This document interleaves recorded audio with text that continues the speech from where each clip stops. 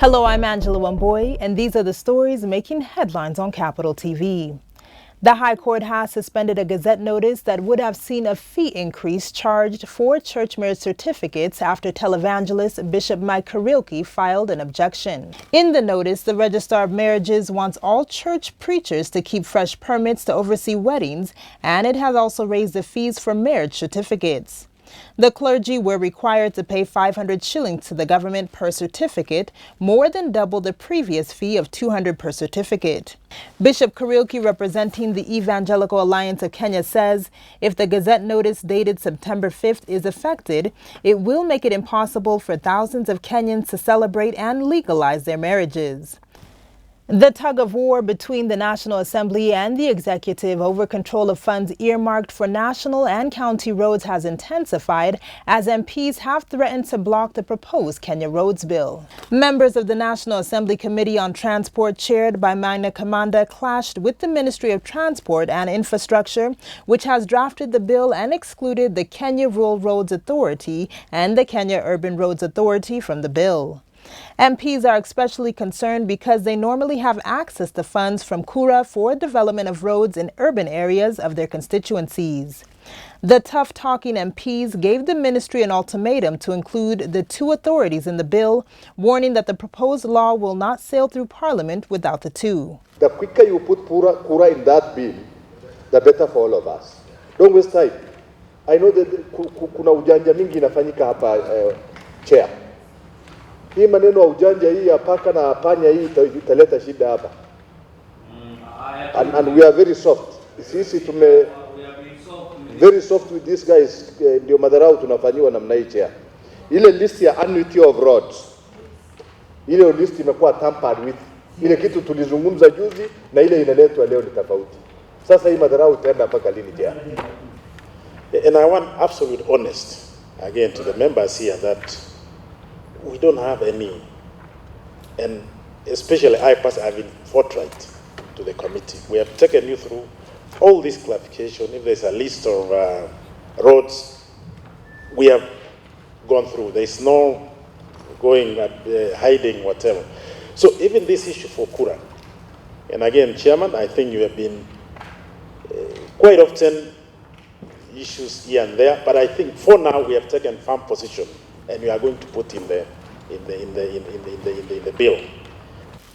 The standoff in Kisumu County Assembly has sparked reaction from members of Parliament who say the wrangles are harming the county. Simi Member of Parliament James Nikal says the impasse is negatively affecting service delivery to residents of Kisumu.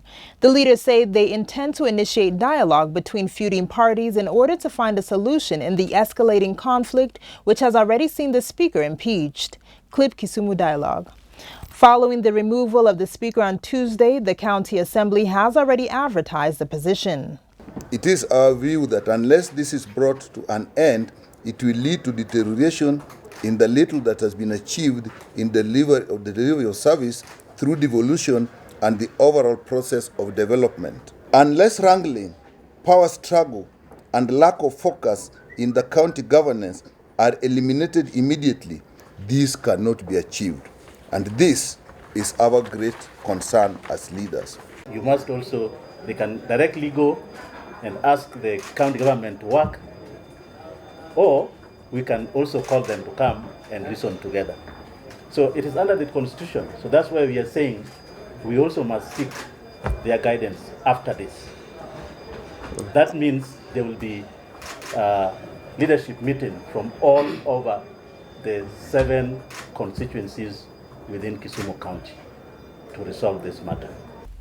Solicitor General Jay Mutiri was hard-pressed to confirm to a House committee whether there was a conflict of interest between the China Roads and Bridge Corporation and a firm which was awarded the consultancy services for the standard gauge railway.